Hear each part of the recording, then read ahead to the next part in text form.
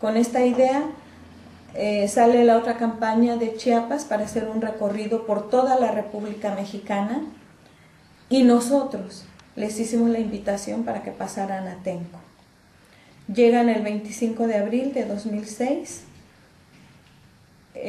Podemos decir que no llegaron a imponer ni a decir lo que se va a hacer, sino llegaron primero para conocernos, para estrecharnos en un abrazo de hermanos indígenas y para pensar juntos en una manera diferente de vivir en nuestro propio país. Esta situación pensamos que el gobierno la vio como una amenaza, porque 8 días después vivimos una terrible represión en nuestro pueblo de Atenco. Estábamos en solidaridad desde hace varios meses con floristas de Texcoco que habían sido desalojados por el gobierno de Texcoco, argumentando que se veían mal vendiendo en la vía pública y que el mercado donde ellos se ponían, este mercado iba a ser destruido para construir un moderno centro comercial de Walmart. Entonces había rodeado ese centro comercial de muchos policías y había despojado a nuestros hermanos floristas violentamente. Ante esta situación, ellos nos piden ayuda y les dijimos que sí, que este asunto lo íbamos a llevar a la mesa de diálogo para que se resolviera. Esta mesa de diálogo se realizó el 2 de mayo de 2006 y ahí las autoridades y funcionarios públicos se comprometieron a que el día 3 de mayo iban a retirar a toda la fuerza pública de ese mercado para que nuestros hermanos floristas pudieran vender sus flores. Al llegar a las 6 de la mañana del día 3 de mayo, que es un día tradicional en México donde se venden muchas flores, al llegar a ese mercado resulta que el gobierno no había cumplido su palabra. Todo lo contrario, había duplicado el número de policías. Hubo infiltrados que se ven perfectamente en algunos videos y estos infiltrados provocan un enfrentamiento. En esta ocasión, ahí en Texcoco, nuestros hermanos, tanto Frente de Pueblos en Defensa de la Tierra como los floristas, son agredidos y son detenidos y se los llevan. Nosotros, al enterarnos en Atenco, lo único que teníamos para poder llamar la atención era cerrar las carreteras.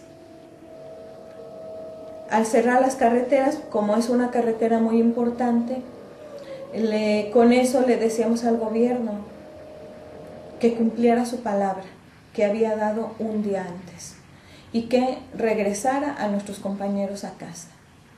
No fue así. Ese día 3 de mayo a las 3 de la tarde, el gobierno envía a cientos de policías armados a desbloquear la carretera. Llegan disparando, llegan de manera muy violenta y un policía asesina a uno de nuestros niños. Un niño de 13 años que se dio cuenta que un policía estaba ingresando al pueblo y el policía, al verse descubierto, le dispara de inmediato al niño. Este acontecimiento nos indignó, nos enfureció al ver a uno de nuestros niños asesinado. Hombres y mujeres con piedras y palos lograron repeler a la policía y la sacaron del pueblo. En ese momento algunos de nuestros compañeros detienen a un policía, lo tiran al suelo y uno de nuestros compañeros lo golpea en los testículos. Pero hay más personas que dicen basta, no violencia, y ya no golpean al policía. Pero esa imagen del policía golpeado en los testículos es tomada por una televisora de un helicóptero Y esa imagen la repiten y la repiten muchas veces en la televisión mexicana, argumentando que somos los violentos, que nosotros no respetamos el orden y que era necesario que entrara el ejército para restablecer la paz en nuestro pueblo. Pero la policía, el gobierno y las televisoras no decían que a unos metros de donde estaba ese policía, que tenía protección en los testículos y que iba muy bien equipado, las televisoras no decían que a unos metros había un niño asesinado. Cuando más tarde anuncian la muerte del niño, nos culparon a nosotros y dijeron que Ignacio del Valle era el responsable de la muerte de ese niño. Y entonces la opinión pública se vuelca en contra de nosotros, como si nosotros hubiéramos provocado toda esa violencia. Ese día 3 de mayo estuvimos exigiendo al gobierno el diálogo. Sin embargo, guardó silencio, no nos escuchó y fue hasta el 4 de mayo que estuvimos bloqueando la carretera todo el 3 y todo el 4 de mayo. Al amanecer pensamos que ya no iba a pasar nada, que el gobierno no nos iba a hacer nada, porque aunque estábamos rodeados por todo el ejército, pensamos que a las 6 o al salir el sol se iban a ir porque ya venía la luz del día. Sin embargo, a esa hora entran primero las televisoras mexicanas, reporteros, y detrás de ellos entra el ejército a nuestro pueblo. Allá en México, la Policía Federal Preventiva es el ejército, pero con otro uniforme. Entonces, esta policía militarizada, y que entraron a nuestro pueblo más de 3.500 elementos, con perros de ataque, con armas de alto poder, entraron, y la orden del gobernador Enrique Peña Nieto era golpear y detener a todo lo que se moviera. Nuestro pueblo se vio bañado en el terror, en el miedo, en sangre.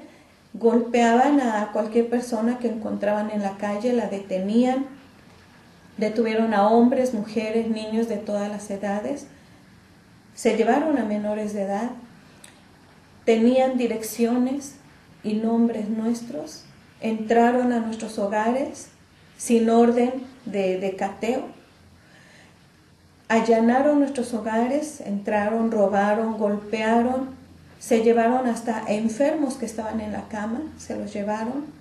A los niños les apuntaban amenazadoramente, destruían todo a su paso y no se detenían ante nada. También sabemos que mucha gente que estaba a favor del gobierno fue avisada con anticipación de que no salieran a la calle ese 4 de mayo. En el centro del pueblo había muchas personas que habían ido a solidarizarse, muchas personas que eran defensores de derechos humanos, abogados, había también personas extranjeras, pues a todos se los llevaron. Detuvieron a más de 200 personas con un salvajismo terrible. Todas estas imágenes fueron televisadas. Y el pueblo de México estaba viendo cómo el gobierno mexicano